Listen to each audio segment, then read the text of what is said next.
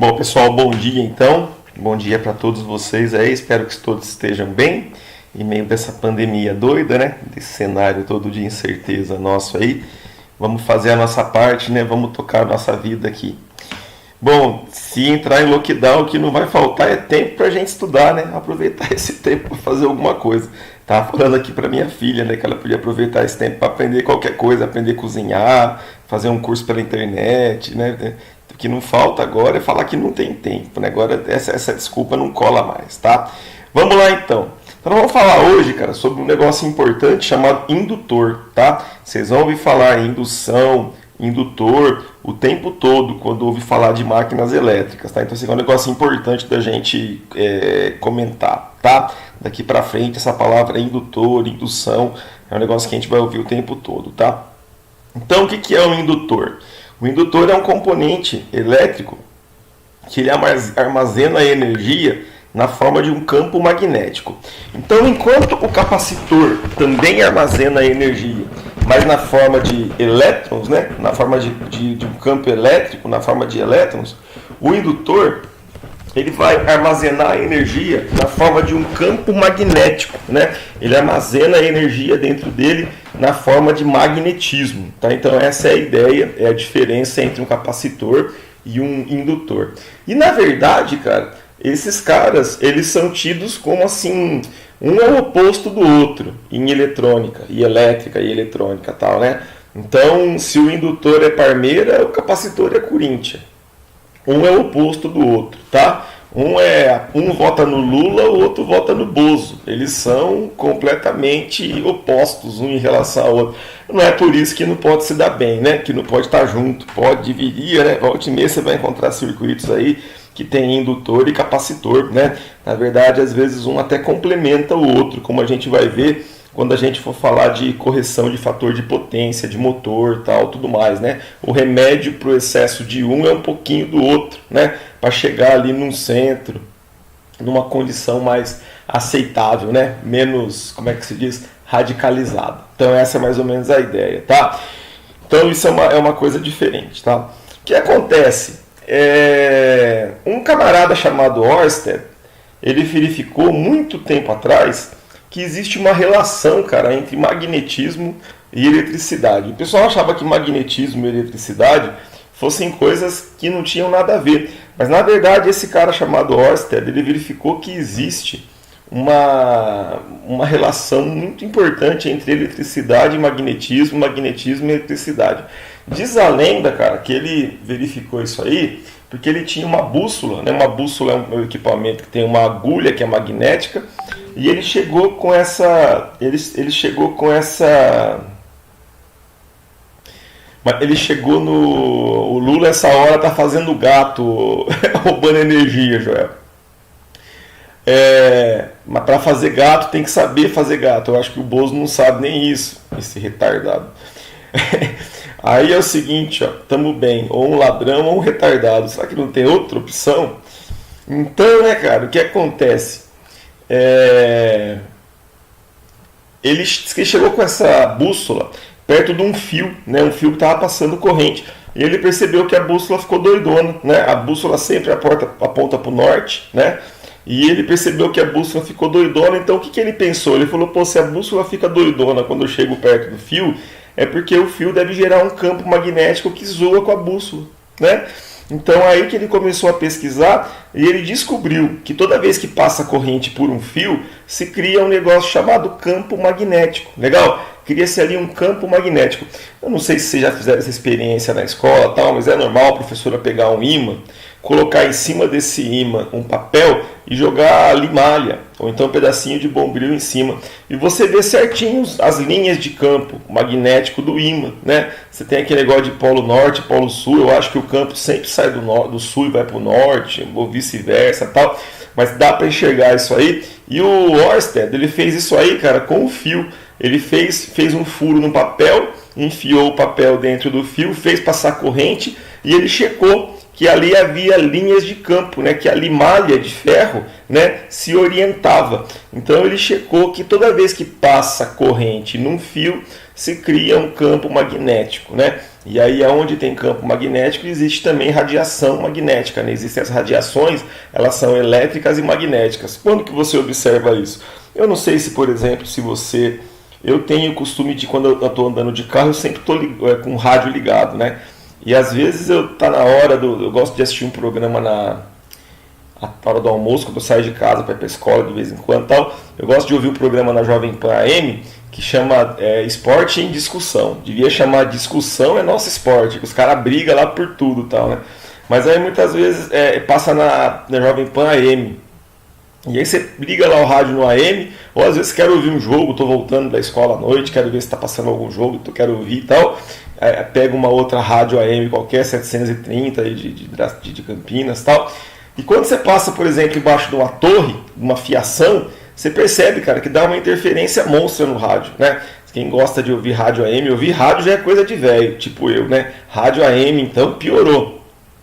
Mas você passa muitas vezes perto de um fio, de uma fiação e tal, você percebe a perturbação, né? Você percebe que tem um chiado, sai do ar e tal, né? Por que isso, cara? Porque a corrente que está passando naquela fiação está causando um campo magnético que está zoando, está dando interferência no seu rádio, tá? É alguma coisa nesse sentido.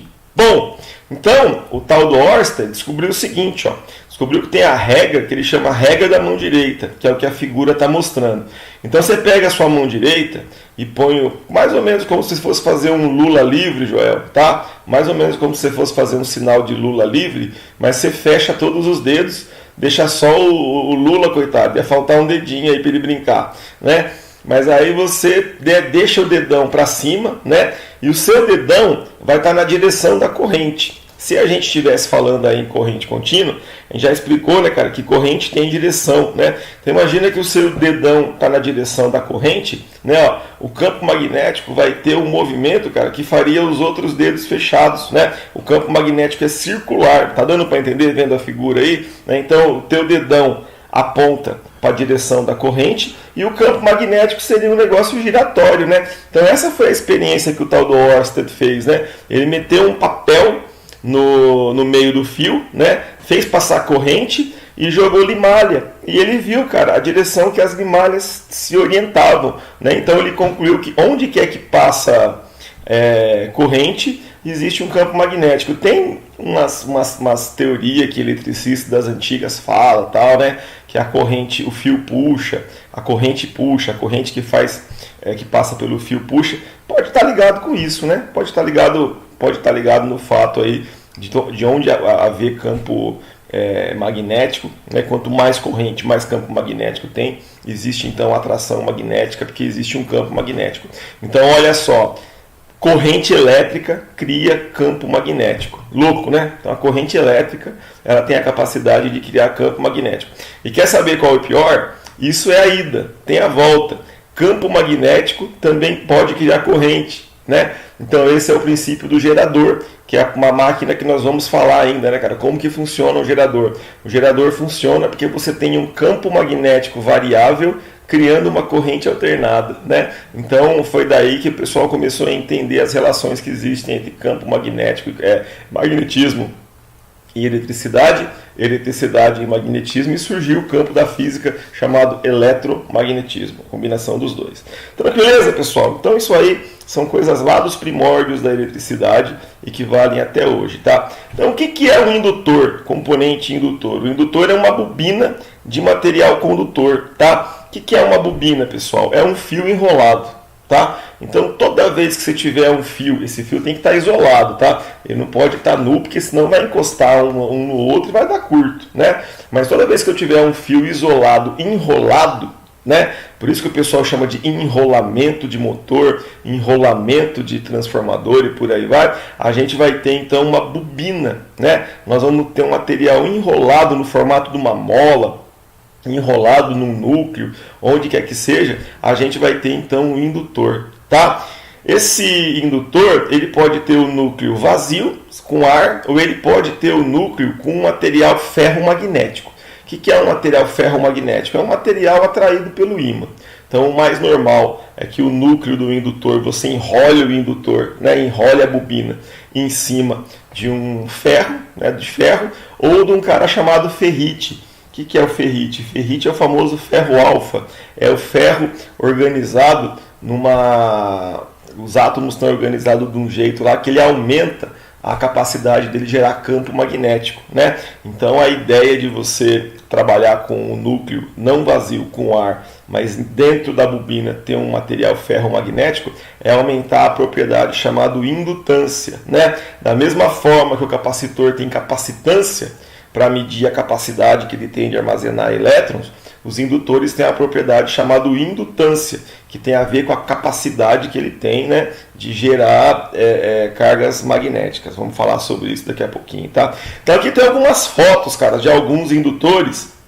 Aqui à esquerda, vocês estão vendo, né, cara? É simplesmente um pedaço de arame, um fio de cobre. Esse cobre aí, pessoal, geralmente não é um cobre nu, tá? É aquele cobre lá que o pessoal chama de AWG, né? É aquele cobre que tem um verniz por cima, aquele cobre envernizado que se usa em motor, transformador e tal, né? Ele tem um isolante, ele tem aí um silicone, geralmente, né?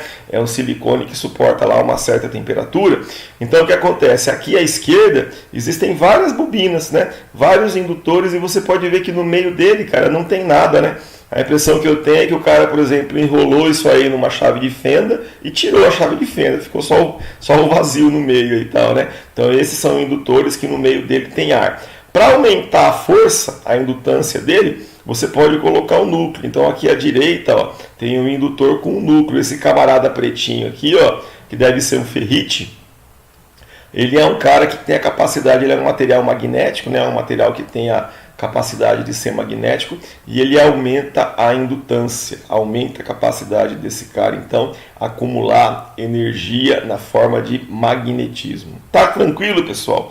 Então isso aí é um indutor. Isso é um negócio importante, cara. Toda vez que você tiver fio enrolado, você vai ter indutância, tá?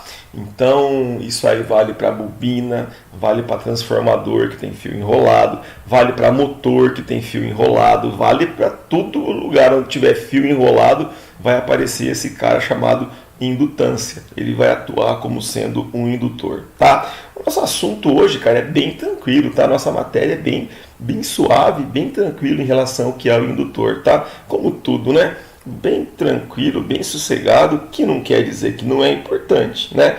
É importante, mas é tranquilo, mas eu acho que a minha função é tentar simplificar, né? De complicado basta o mundo. Vamos lá. Então, o que é o indutor? Continuando. Indutância é a propriedade que mede a capacidade de um indutor. Então, da mesma forma que o capacitor tem a característica fundamental chamada capacitância, o indutor vai ter a indutância. A indutância quer dizer qual que é a capacidade que esse cara tem de gerar campo magnético, né? A capacidade que ele tem de armazenar carga, armazenar energia na forma de magnetismo, ou a capacidade que ele tem de transformar a corrente que passa nele numa força magnética, né? Numa força magnética, alguma coisa nesse sentido. A indutância é representada pela letra L, tá? Então, da mesma forma que R é resistência, C é capacitância, aqui a letra L, né, indica indutância. Pô, Marcão, podia ser o I, né? Mas aqui a gente já usa o I para corrente, né, intensidade da corrente. Então o pessoal usa L em homenagem a um cara que descobriu muita coisa disso aí, que é um cara chamado Lenz, que se eu não me engano era alemão ou era austríaco, né? Um cara que fez a lei de Lenz, que a gente vai falar da lei de Lenz quando a gente for falar de motor. Então, em homenagem ao Lenz, né, o pessoal representa a indutância pela letra L, não tem nada a ver, né? L é a representação da propriedade de indutância, e a unidade de medida para você medir a indutância é chamada Henry, em homenagem a outro físico, né? E é representada pela letra H, né? Então, a tensão é V, medida em volt. Potência é P, medida em watt. Indutância é L, medida em Henry. Por quê, Marcão? Porque é assim, né? Só sei que foi assim, não tenho o que fazer, tá? Então essa é mais ou menos a parada aí, cara, né? Em relação ao indutor. A indutância, que é a característica do indutor, é representada pela letra R e medida em Henry, milihenry, microhenry, mas sempre Henry, tá? O símbolo do indutor, cara, num circuito é essa molinha aqui, ó. Legal? Essa parada enroladinha aqui, ó, ela é o símbolo do indutor. Todo lugar que você usar, todo lugar que você encontrar um cara parecido com esse negócio enroladinho aí, né? É a mola, né? O indutor, na verdade, em inglês é bobbin coil, né? É bobina de mola, né? Mola de bobina, uma coisa mais ou menos assim. Então, na verdade, toda vez que você encontrar esse símbolo aí que parece uma mola, ele quer dizer para nós que a gente tem ali uma bobina, a gente tem ali um indutor. E olha os tipos de indutor que existe, cara. Tem, ó, indutor com núcleo de ferro, indutor com núcleo de ar, né, aquele que não tem núcleo nenhum, tem indutor com núcleo de ferrite, tem um cara chamado toroide. Esse toroide aqui é muito louco, né, cara? O núcleo dele é circular, né? É um círculo com o fio enrolado em volta. Se você é curioso, é um garoto curioso como eu, né? Você já viu isso aí, né, cara? Em algum lugar você já viu como é que se diz? O toroide, é bastante comum. E você vai ver também indutor laminado, como é o caso do transformador, que é o lance da nossa próxima aula, tal, né? É que o núcleo não é maciço, né? Aqui é o núcleo desse cara, aqui desses indutores, ele é um negócio maciço. O do transformador são várias lâminas que você vai juntando até dar a área que você quer. Então são algumas possibilidades, tá? Outra coisa importante, ó, olha onde tem indutor, pessoal, ó. Tá vendo essa carcaça de motor aqui, ó? Essa parte externa do motor, os caras chamam de estator, né? Que é pacote estator. Olha a bobinagem aqui, ó, um monte de fio enrolado. Cara, onde tem fio enrolado, tem indutor, tem indutância, né? Então, quer dizer, um motor elétrico, ele funciona, cara, olha como é que chama o motor. Motor de indução trifásico, motor de indução monofásico. Quer dizer, ele funciona porque ele trabalha com indução. Se tem indução é porque tem indutor, né? Então é um cara que aparece, tem campo magnético. É o campo magnético gerado pelo indutor, né, do motor, que faz o rotor do motor girar, né? Olha aqui no transformador, ó. O transformador tem um cara chamado enrolamento primário e enrolamento secundário. Fio esmaltado e enrolado. Onde tem fio esmaltado e enrolado, rapaziada, né? Temos um indutor, tá? Olha aqui, ó, aquecimento por indução. Dizem que isso aqui é o futuro, né? O fogão elétrico, né? Como é que funciona o fogão elétrico na maior parte das vezes? Mas só vai funcionar com panela de metal, né? Você tem um indutor, né, que gera um campo magnético variado que faz aparecer uma corrente chamada corrente parasita. Aqui essa bobina, né, esse indutor, ele está sendo usado para esquentar uma barra de metal. Isso aí é muito usado hoje em dia, cara, em tratamento térmico. Existe forno de indução para derreter material. O Cassiano montou um aqui na escola. Quando a gente fala aí de ciência dos materiais, a gente costuma fazer lá uma ligazinha, fundir um material por indução. É um negócio bem bacana de se fazer, tá? Então, olha, tem indutor, cara, para tudo quanto é lado que você olha aí, tem esse fenômeno conhecido como indução, tá? Tem fio enrolado, né, ou no enrolamento do motor, ou no transformador, ou mesmo que aqui, ó, é um fio bastante grosso, né? Imagina que a corrente que passa aqui é monstruosa, né? Mas tem alguma coisa na forma de mola, fio enrolado na forma de mola, nós temos então um indutor. Tranquilo, pessoal? Então essa é mais ou menos a parada, tá?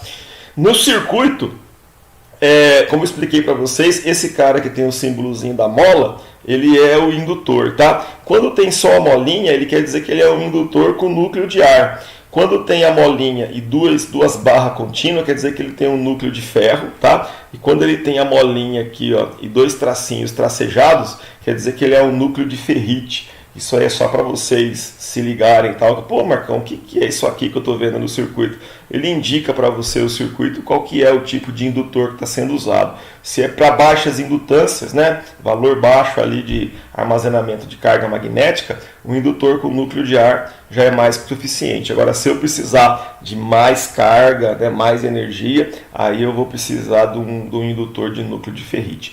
Até aí, cara, tá tranquilo? A Miriam mandou o Bozo, o deepfake. O Bozo está sensualizando. Bozo Vitar. A Miriam perguntou uma pergunta muito interessante de novo, né, cara? De novo a Miriam perguntando como que se sabe a quantidade de fios necessária para dar indução. Eu vou chegar lá, Miriam. Segura aí, só um minutinho. Boa pergunta de novo. Bom, o que acontece, ó? Uma das aplicações mais comuns que existe aí nesse mercado aí de indução, de indutor, é o eletroímã, né? O que é um eletroímã? Olha como é fácil, mole fazer um eletroímã, o princípio do eletroímã. Você pega um material à base de ferro para aumentar a indutância, por exemplo, um prego, né? E você enrola aqui, cara, dá várias voltas, né, de um fio. Esse fio tem que estar isolado, porque se o fio não estiver isolado, vai dar curto aqui no, né, vai dar curto aqui no ferro. E aí você põe tensão. Ao aplicar tensão, vai passar uma corrente aqui pelo indutor, e a corrente, ao passar pelo indutor, vai gerar então um campo magnético, né? É assim que funciona o indutor, e esse campo magnético vai atuar como sendo eletroímã. Ele vai ter a capacidade, né, de atrair as coisas, tá?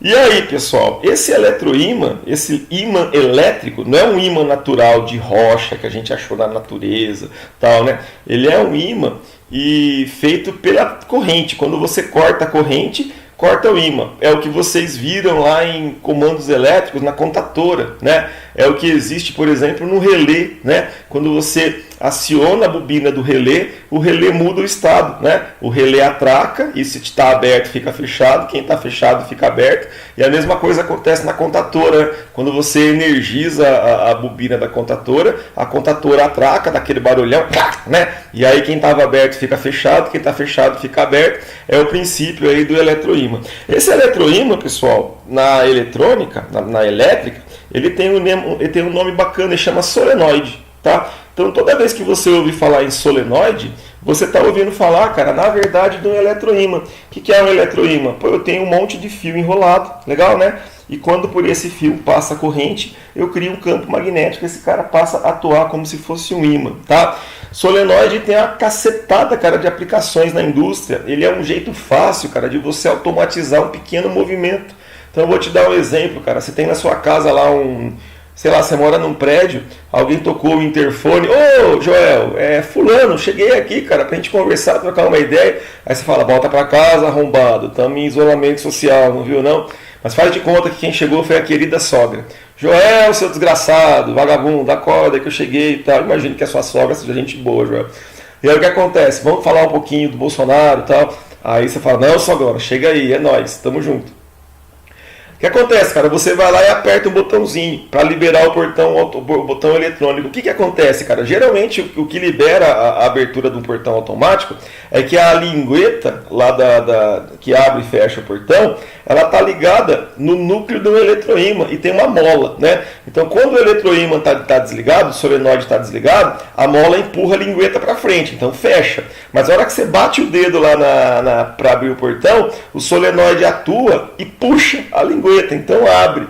Tem muita aplicação, cara, por aí, cara, que usa esse negócio chamado solenoide, o princípio do solenoide. Eu imagino que o que abre a porta do carro quando você bate o controle do carro seja alguma coisa assim também.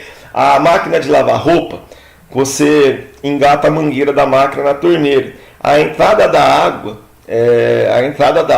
na máquina chama eletroválvula. Essa eletroválvula é uma válvula solenoide. Quando o timer da máquina diz, olha, precisa abrir a passagem da água, ele manda a energia para o solenoide abre e libera a passagem da água, né? Ele fica segurando lá o que seria a lingueta, lá a trava, né?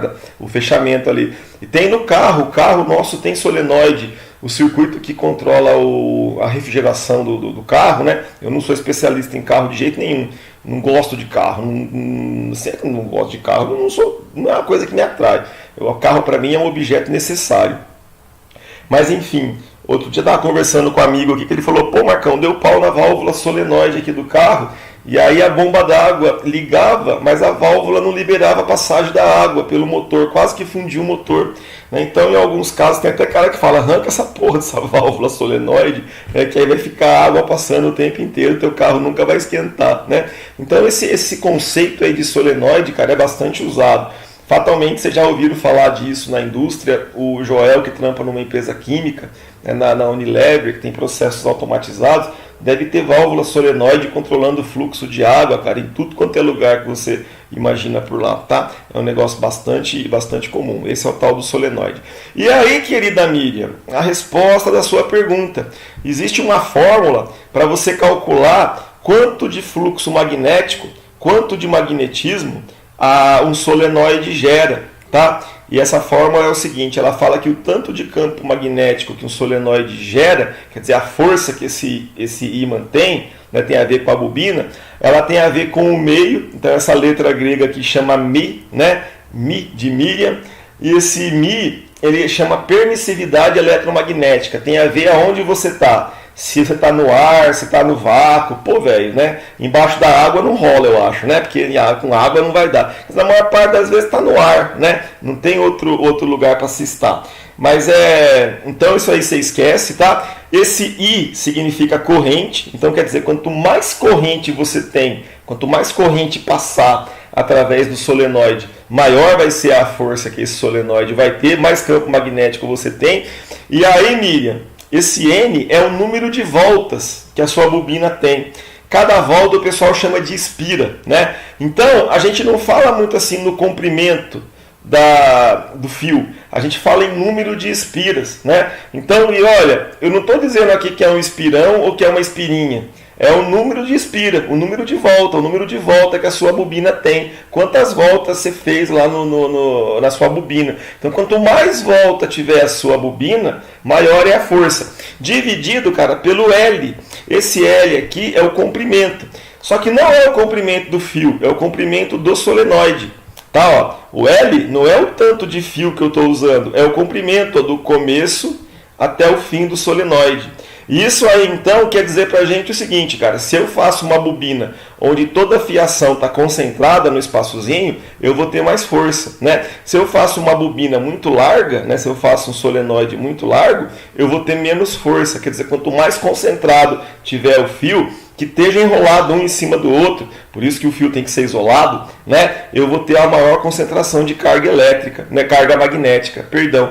Então é através dessa fórmula aqui, Miriam, que o pessoal saca, né? Consegue calcular então qual que é o campo magnético, qual que é a indutância, depende dessa parada aqui.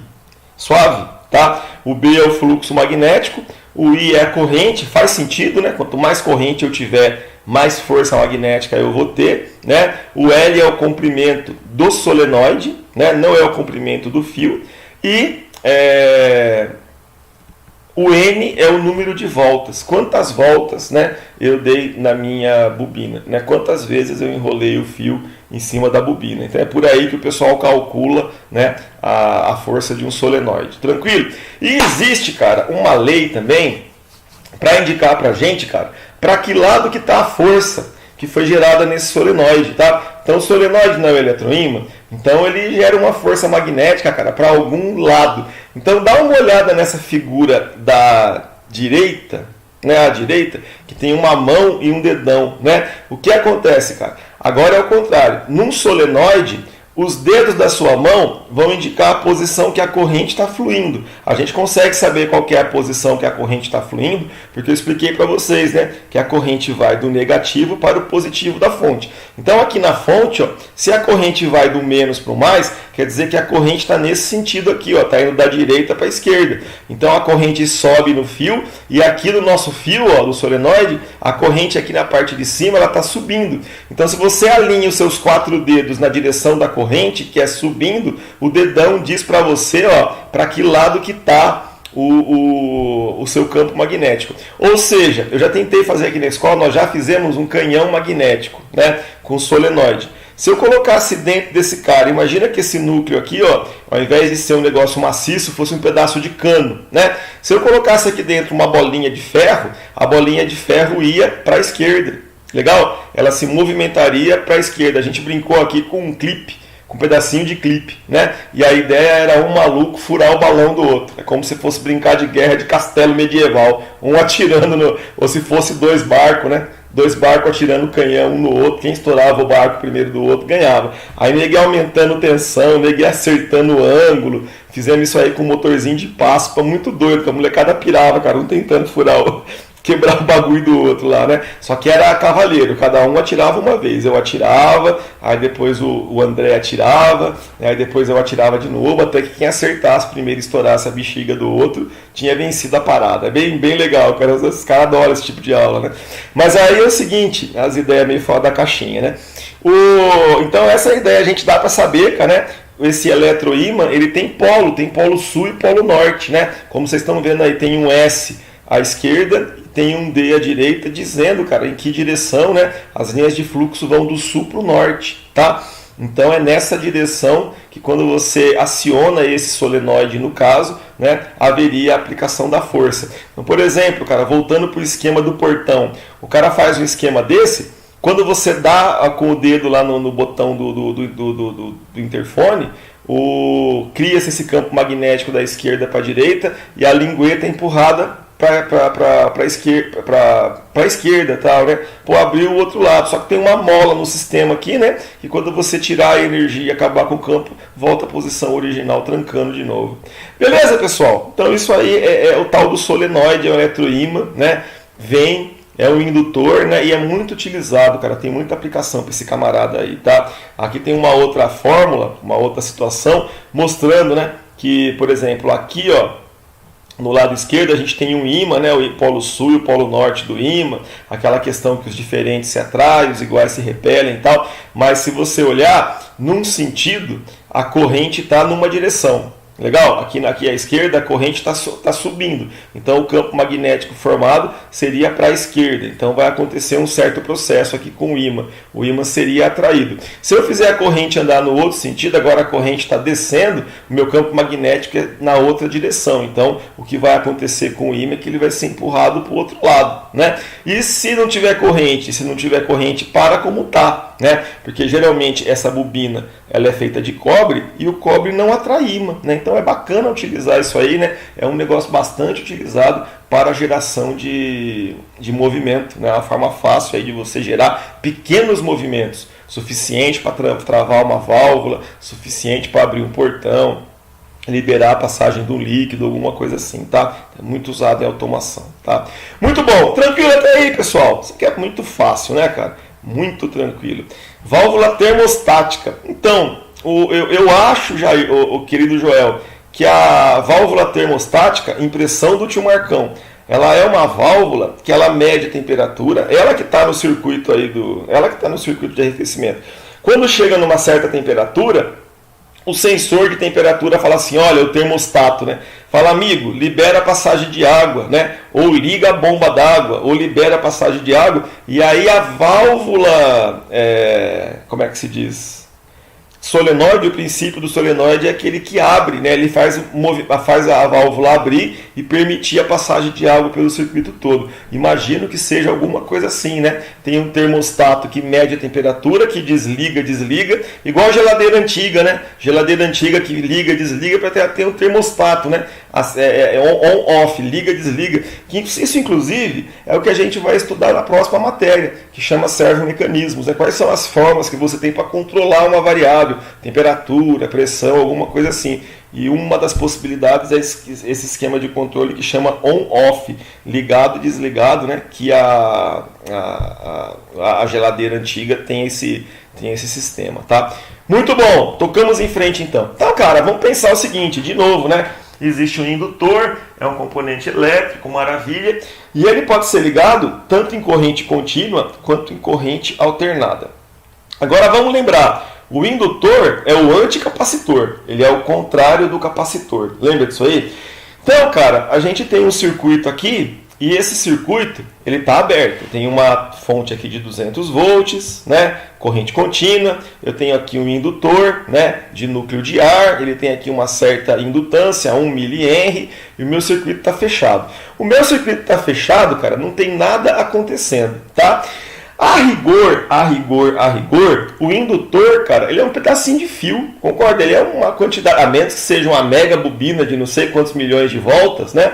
Mas se for um carinha aí pequenininho, ele é um pedacinho de fio. Um pedacinho de fio, cara, não tem resistência nenhuma elétrica. A corrente não tem resistência nenhuma. Então, um indutor era para funcionar como se fosse um curto. Concorda? A hora que você liga o indutor, a resistência elétrica dele é tão pequena, porque ele é só um pedacinho de fio, que era como você colocar um pedaço de clipe na tomada. Aquele negócio que a gente estava falando na semana passada. Então, o normal era que a corrente fosse lá para cima, cara, de uma vez, porque você acabou de ligar um cara que não tem resistência nenhuma. Mas o que acontece? Quando você energiza esse cara, quando você energiza esse camarada, você fechou o circuito, né? Demora para a corrente aparecer. Demora um tempo, cara, para a corrente chegar no máximo, né? Por que demora um tempo para a corrente chegar no máximo? Porque a primeira corrente que chega no indutor, quando a corrente começa a chegar, ele armazena a corrente na forma de magnetismo.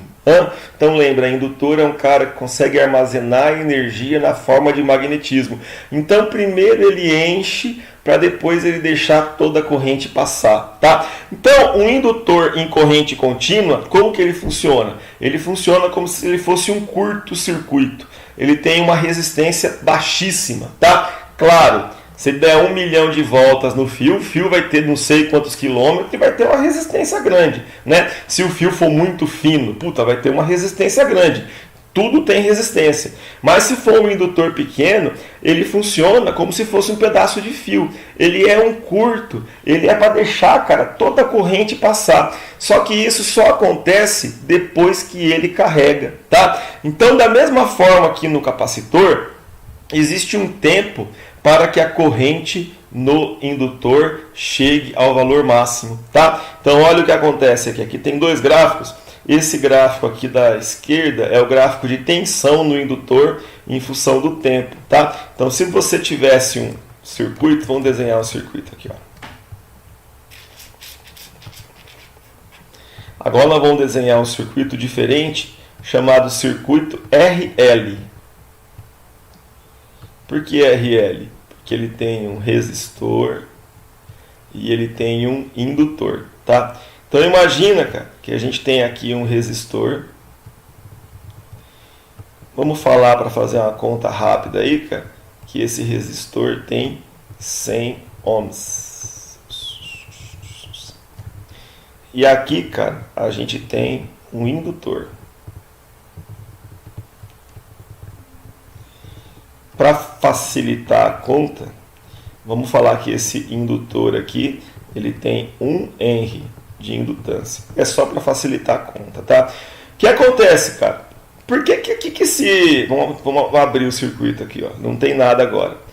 Qual que é a função desse resistor meu aqui, ó? Vamos fazer uma outra coisa importante. Imagina que a nossa fonte seja uma fonte de 200 amperes. 200 volts, perdão, tá? Qual que é a função desse resistor que está aqui, ó? A função desse resistor é controlar a corrente. O que vai acontecer, cara? Vai chegar uma hora que esse cara vai estar totalmente carregado e que a corrente vai passar aqui direto. Então a única resistência que eu vou ter é a resistência do resistor. Nessa hora, cara, o que vai acontecer? Os 200 volts da fonte vai estar aplicado, cara, em 100 ohms. Né? Então a corrente máxima que vai passar por esse meu circuito é de 2 amperes. Mas o que acontece, cara? Acontece o seguinte, ó. No momento em que você acaba de ligar o seu circuito, né? No momento em que você veio aqui e fechou o circuito, tá? A tensão toda, vamos falar em tensão, né? A tensão toda está aplicada no indutor e ela vai caindo, cara, até a zero, tá? E a corrente?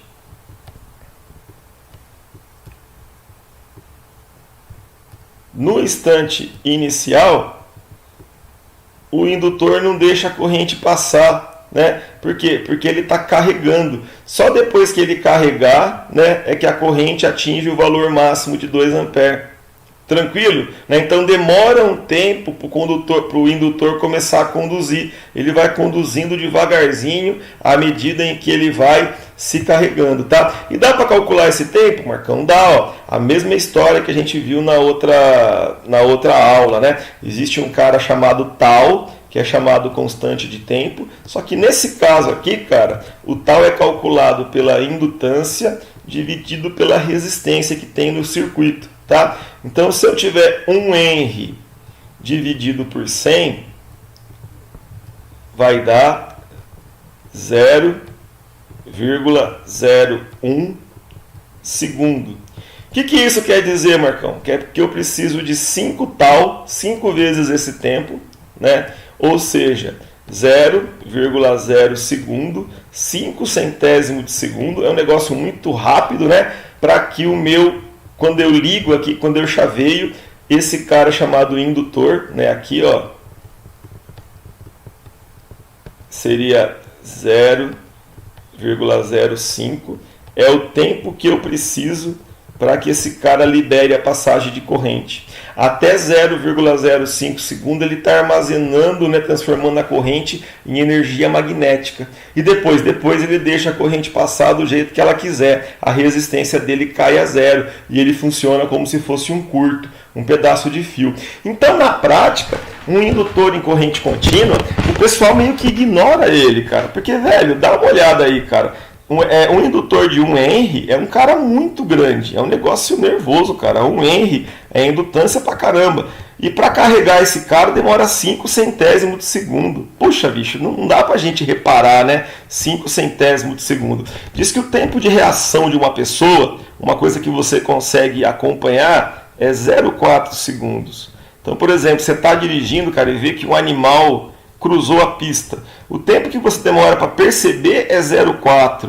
A gente está falando, cara, de quantas vezes menos que isso, né? Então, é por 50 vezes menos, sei lá, 40, não dá para perceber, né? É um negócio complicado. Então, o que acontece? Na prática, o pessoal acaba falando que em corrente contínua, o seu indutor acaba atuando como se ele fosse um curto.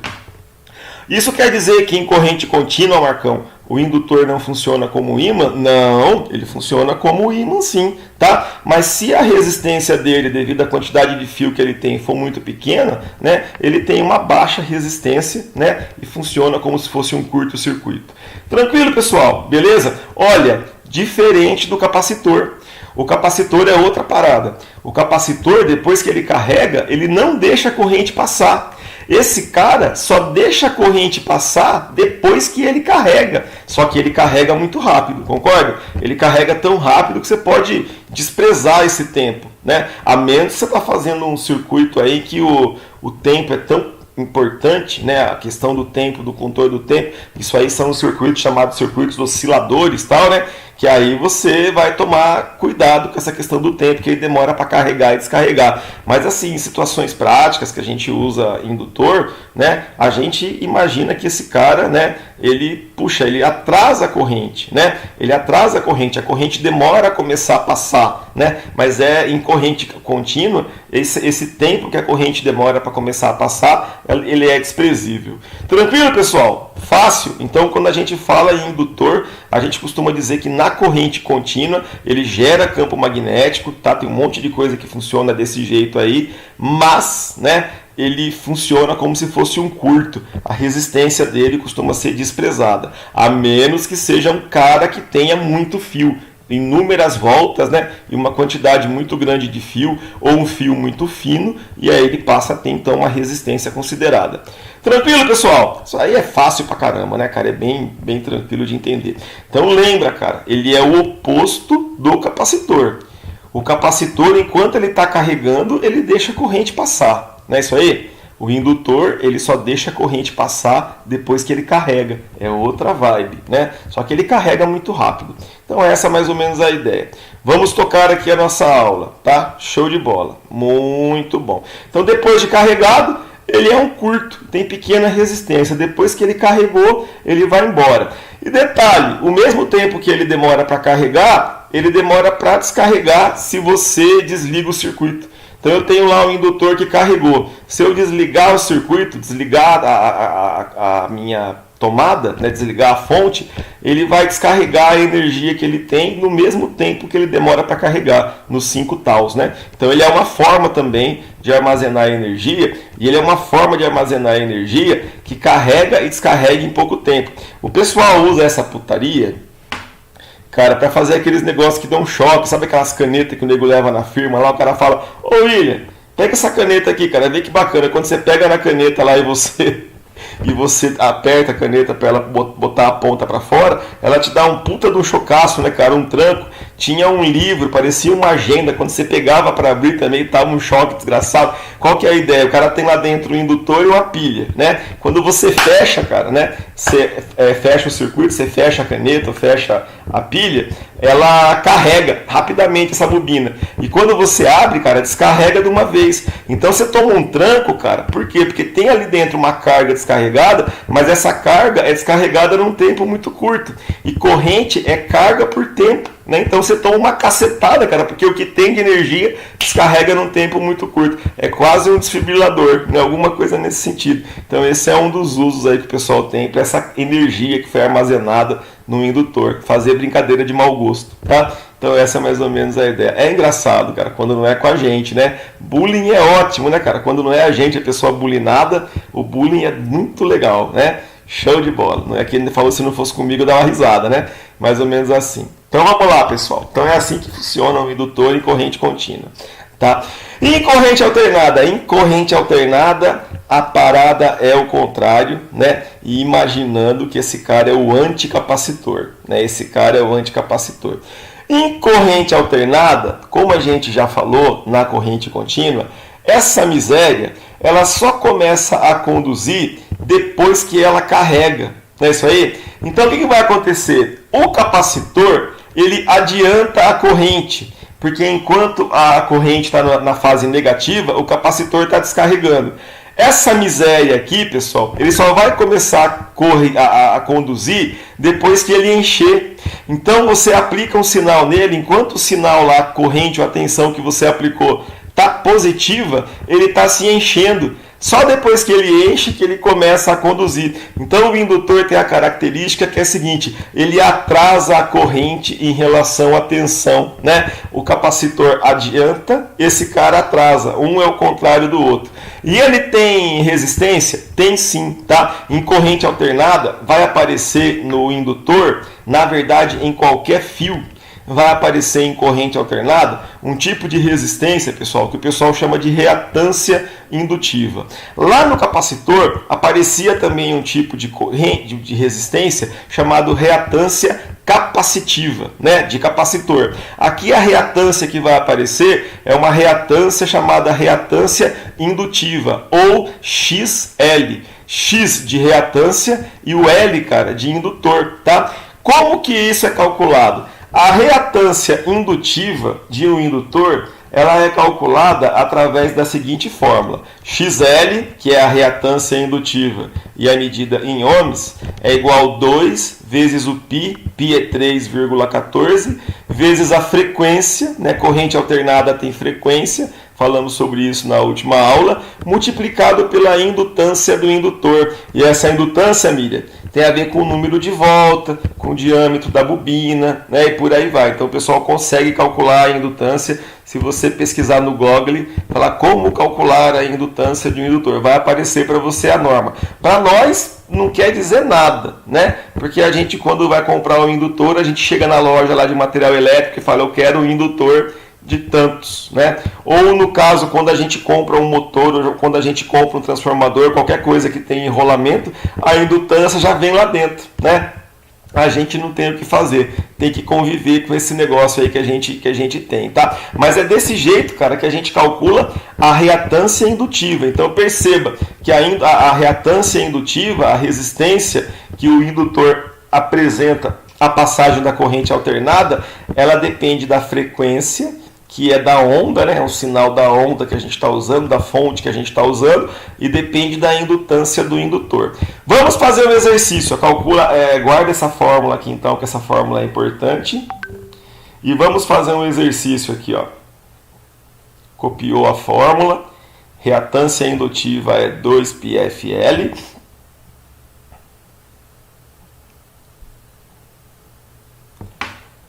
E vamos calcular aqui, ó, exercício.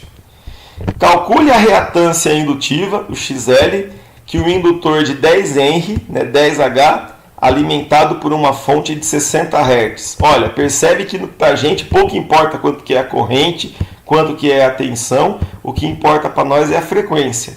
Mas a gente tem a frequência, a gente tem a indutância, né? Só falta a gente saber então quanto que é o XL. Bora calcular? É só aplicar a fórmula, pessoal.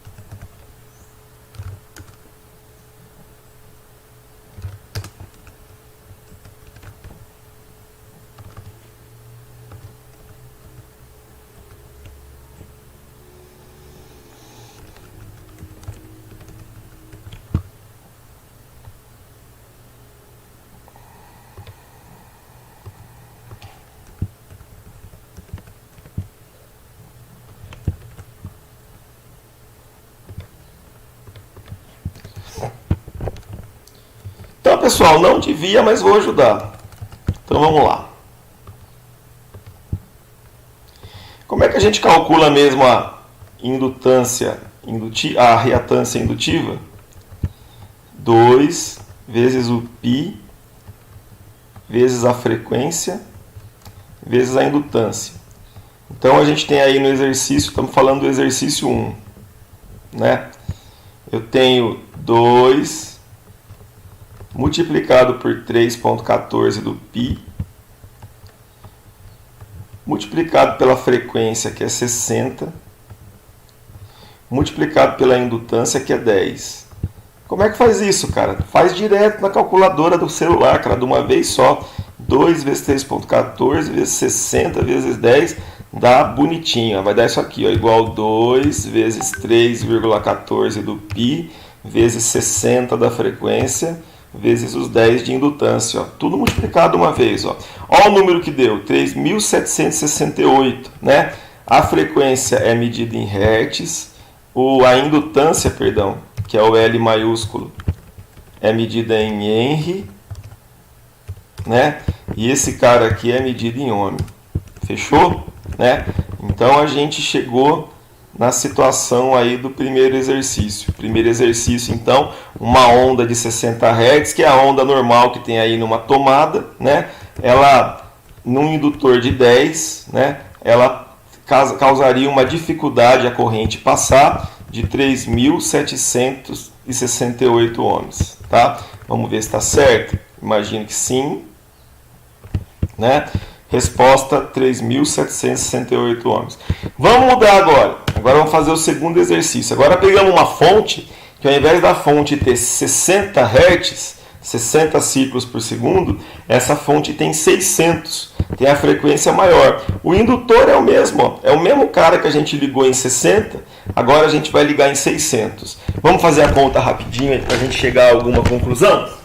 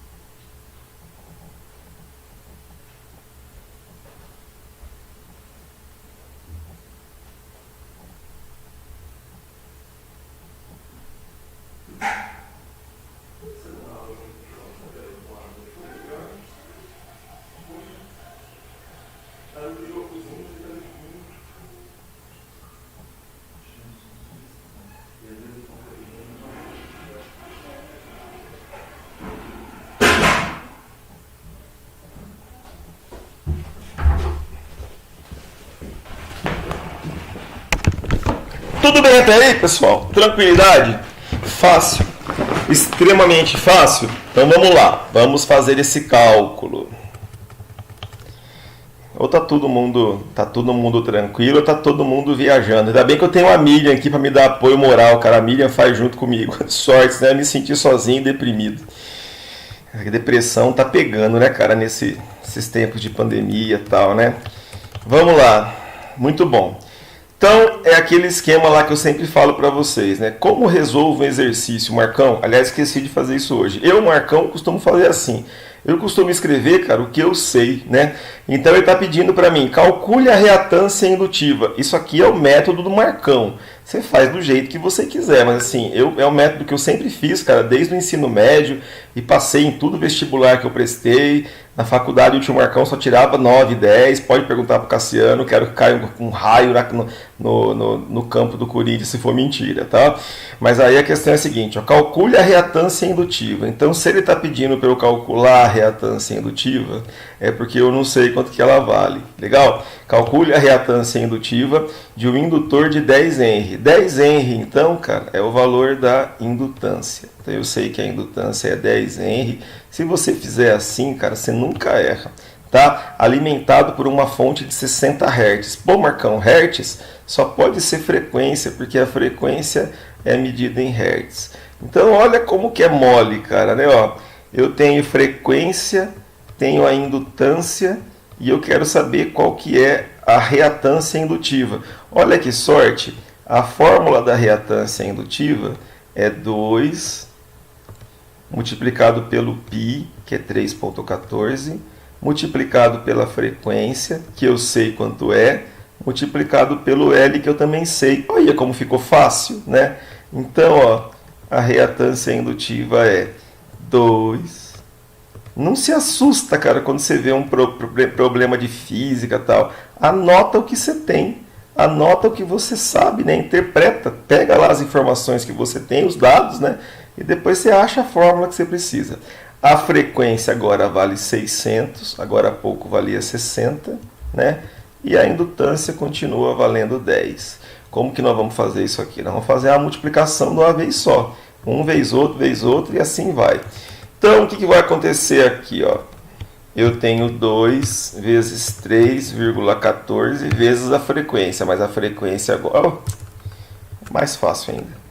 Eu tenho 600 de frequência, tenho o indutor de 10, o que vai acontecer agora? 2 vezes 3,14 vezes a frequência vezes a indutância de 10, né? Olha só, cara, que número miserável que deu, ó. Deu 37.680. 37.680 ohms. 37,68 k ohms, tá? Deixa eu ver, a Miriam deve ter feito certo. Ah lá, o William fez certo, a Miriam também. O Joel não entendeu nada, lascou-se, Joel. Espera aí que a gente volta aí, Joel, segura aí. Então, ó, Joel, você entende, cara, como que aplica essa fórmula aqui, ó? 2 vezes π vezes frequência vezes L, né, ó? A gente só multiplicou 2 vezes 3,14 vezes 600 vezes 10 de uma vez só, né? É só aplicar essa fórmula. Você pode fazer por partes, cara. Primeiro multiplica o 2 vezes π, depois pega o resultado, multiplica pelo 600, aí pega o resultado e multiplica pelo 10. Mas na calculadora, cara, tendo o celular, você faz isso aqui de carreirinha, né? Multiplica o 2 vezes 3,14, o resultado você já multiplica por 600 e já multiplica por 10 e vai embora, né? Não tem estresse. Segue aí. Não. Você precisa falar o que foi que você não entendeu, cara. É a questão da conta, a gente tenta resolver isso aí, tá? Mas não tem estresse. Agora, o mais importante é o seguinte, ó. Rapaziada, o que a gente mudou do exemplo 1 para o exemplo 2? Olha, a indutância continua a mesma, continua 10 nos dois casos, porque o indutor que a gente está usando é o mesmo. O que mudou? Mudou a frequência. Nós saímos de 60 Hz e fomos para 600 Hz. E o que aconteceu, cara? Aconteceu, né, que a gente aumentou a frequência em 10 vezes, né, ó, de 60 para 600, e a resistência, cara, a indutância, né, a reatância indutiva, a dificuldade que o reator apresenta a passagem da corrente alternada, ela aumentou 10 vezes também. Ou seja, aparentemente, né, existe uma resistência pequena quando a frequência é baixa e existe uma resistência grande quando a frequência é alta. Então, uma das aplicações do indutor é como filtro. E que filtro que ele é? Ele é um filtro passa baixa, tá? Então, os indutores são chamados também, cara, de filtro passa baixa. Baixa o quê? Baixa frequência. Ele é o contrário do capacitor. O capacitor deixa a alta frequência passar. Legal, né? Esse cara deixa a baixa frequência passar. Alguém falou na semana passada, alguém muito corajoso falou que voz de alta frequência é a voz do Anderson Silva, uma voz fraquinha, uma voz fininha e tal, né? É a voz do Pablo Vittar, né? Eu não gostava do Pablo Vittar, cara, né? Por quê? Porque ele canta. O cara cantando é horroroso, né, cara?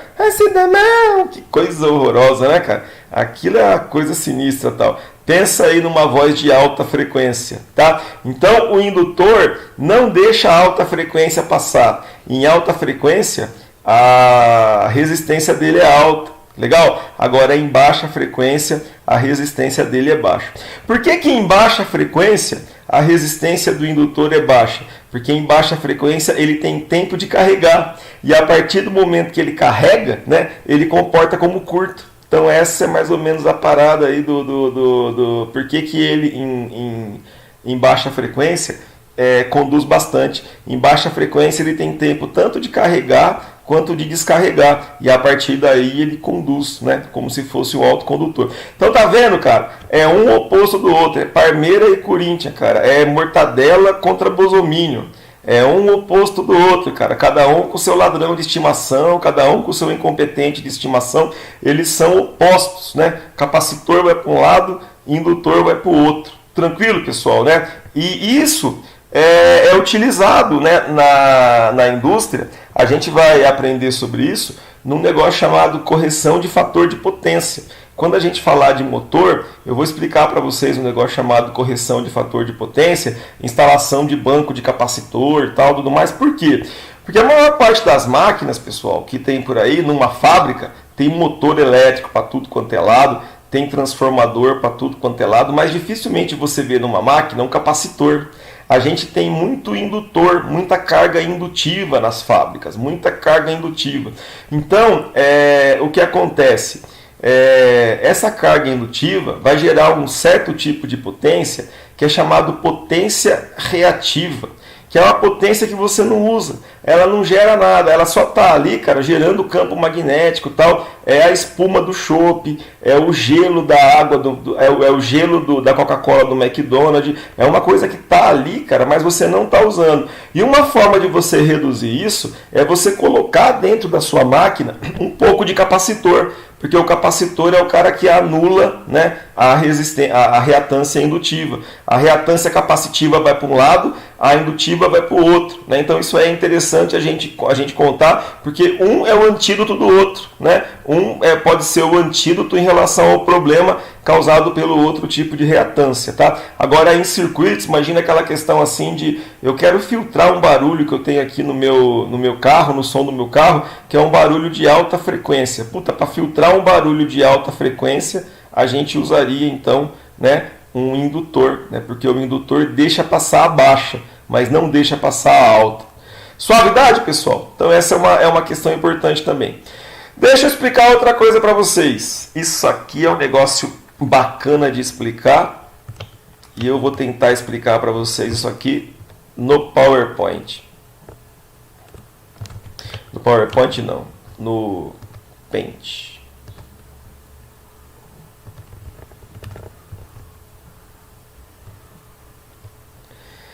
Esse gráfico que a gente está vendo aqui, cara, é o seguinte, ó. O de cor mais escura, que parece um azul ou um preto, ele é a tensão. Ele é uma senoide, é o jeito que a gente recebe a tensão na tomada nossa aí, tá? E o que está acontecendo? O vermelho, cara, é a corrente, né?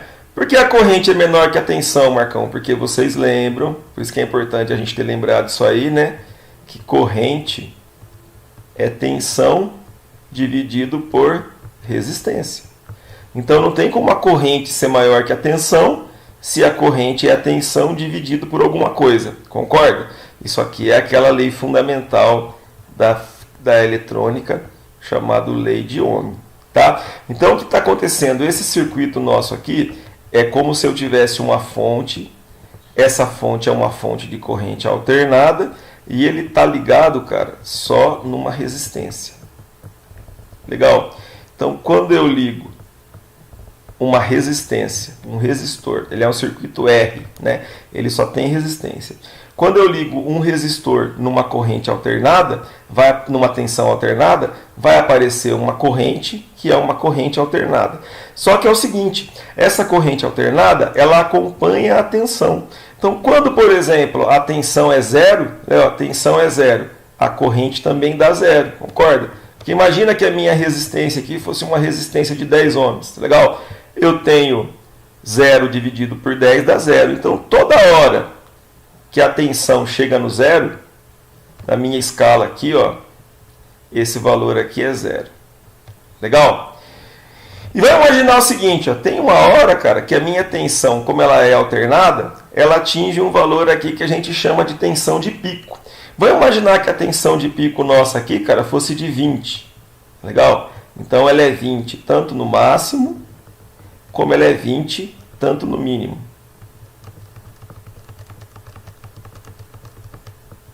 Legal? Ela é 20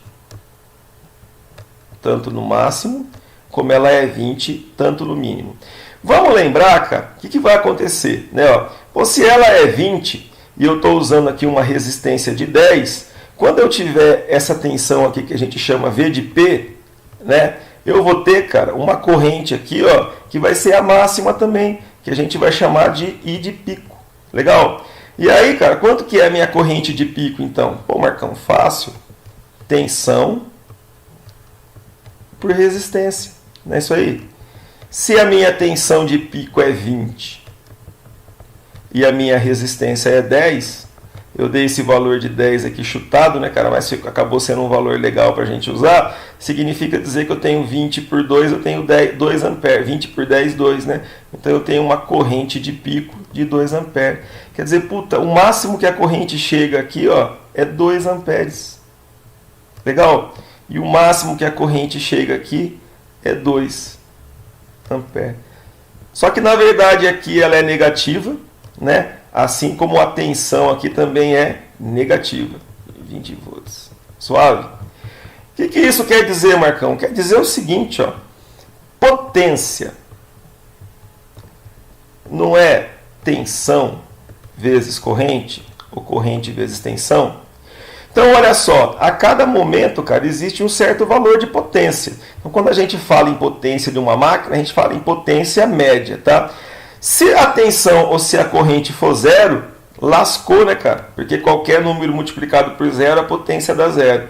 Ó, aqui, ó, tanto a potência quanto a corrente dão zero, então a minha potência é zero.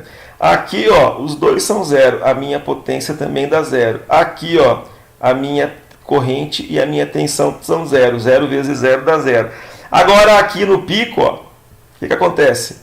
No pico, a minha tensão é 20 e a minha corrente, cara, também é pico. É 2, dá 40, né?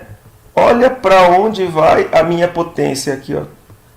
Ela atinge um valor monstro, cara. Legal? E depois ela cai para zero de novo, né? Agora aí aqui, ó, nesse outro ponto, ó, menos 2 vezes menos 20 dá 40 de novo. Mais 40, né? Menos com menos dá mais. Então, se eu ligo um resistor numa fonte alternada, como a corrente e a tensão estão em fase, o que significa em fase? Elas estão sincronizadas. Quando uma é zero, a outra é zero. Quando uma é máxima, a outra é máxima. A potência, cara, é maximizada. Olha o que acontece, cara. A potência é muito alta, tá? Agora, o que acontece com o indutor? Como eu expliquei para vocês, né? O indutor, ele atrasa a corrente, né? Ó, olha só, a tensão era zero aqui, ó, atrás, né? Ó, a corrente é zero aqui na frente. Demora um tempo, cara, para a corrente ser zero. A tensão era máxima aqui, ó. A corrente nele é máxima, demora um tempo. Legal? Então, o indutor, ele atrasa a corrente. Então, a tensão e a corrente não estão mais sincronizadas. Existe um atraso entre elas, uma defasagem entre elas, né? Como o condutor precisa primeiro se carregar para depois ele começar a conduzir, ele atrasa a corrente perde um tempo carregando para começar a conduzir. Então a corrente fica atrasada. O que isso tem a ver, Marcão, com o nosso caso aqui? Tem a ver com o seguinte, ó. De novo lá.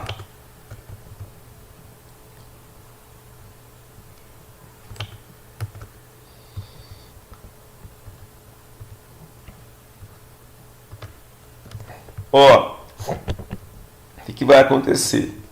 Potência é tensão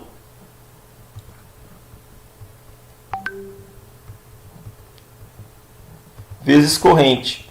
Quando eu começo a ter muita coisa indutiva no meu circuito, começo a ter motor, começo a ter transformador e tudo mais, olha que louco, ó. Aqui eu tenho a tensão máxima. A minha tensão máxima miseravelmente bate, cara, quando a corrente é zero. Zero vezes a tensão máxima dá zero. A minha potência é zero aqui, ó. Aqui, cara, a minha tensão é máxima. A tensão é máxima e a corrente é alta pra caramba. Só que como a tensão é máxima, a potência é zero. Aqui, ó, a corrente volta a ser zero.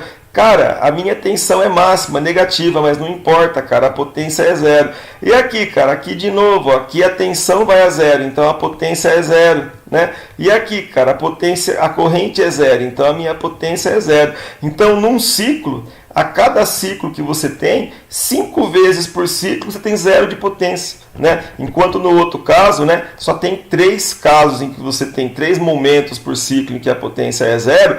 E o que acontece lá, cara, né? A potência máxima casa, cara, corrente máxima com tensão máxima. Aqui o máximo vai dar aqui, ó, né? Olha que situação, cara. Aqui é zero, aqui vem para o máximo, vem para o zero de novo, vem para o máximo, vem... Cara, é um inferno, cara, né? Então isso aí é o que acontece quando você começa a ter cargas reativas, né? tanto indutiva quanto capacitiva.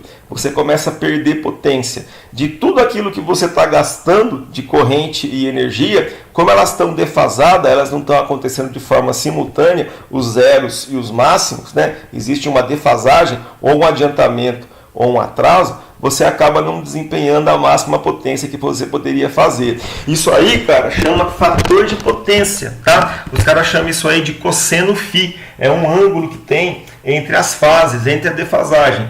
E nós vamos ver isso aí quando a gente falar de correção de fator de potência em motor e fábrica e tal. Mas, por exemplo, se a tua fábrica tem muita carga indutiva, né, a companhia energética te cobra uma taxa a mais, porque ela está entendendo que da energia que você está usando, pouca coisa está realmente fazendo força. A maior parte está sendo perdida, né, na forma de campo magnético ou criando cargas elétricas no capacitor que não serve para nada. Tranquilo, pessoal? Fácil? Então isso, cara, que é o indutor, tá? O indutor é o anticapacitor. O capacitor usa energia elétrica para armazenar cargas elétricas. O indutor usa corrente elétrica, né, para armazenar energia na forma de carga magnética. Tem várias aplicações, como a gente viu aí, né, solenoide, tal, tudo mais, né? E o mais importante é o que a gente vai falar na próxima aula, que é a questão da indutância, né? A capacidade de você produzir corrente induzida, né? Através da indução magnética. Tá, pessoal? E aí a indução magnética é que vai explicar o funcionamento do transformador, tá? O aparecimento de uma corrente em outro lugar sem haver contato, tá? Ressonância magnética, indução magnética e por aí vai. Então, pessoal, por hoje era isso. Tamo de boa, hein? Foi tranquilo pra caramba, fácil. Se alguém tiver alguma dúvida, fale agora o cálice para sempre e responda a sua chamada, por favor. É isso aí. Joelzito, você conseguiu entender, cara, a parada do cálculo lá?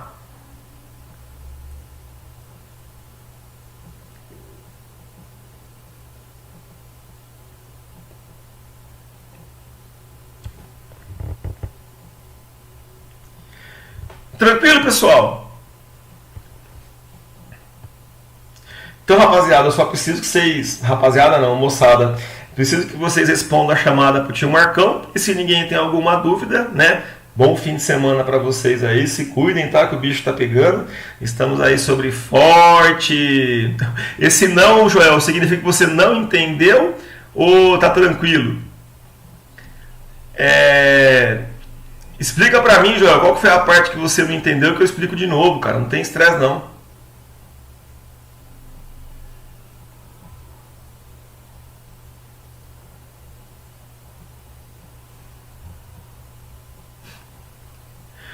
Mas eu te explico, cara, 5 minutos.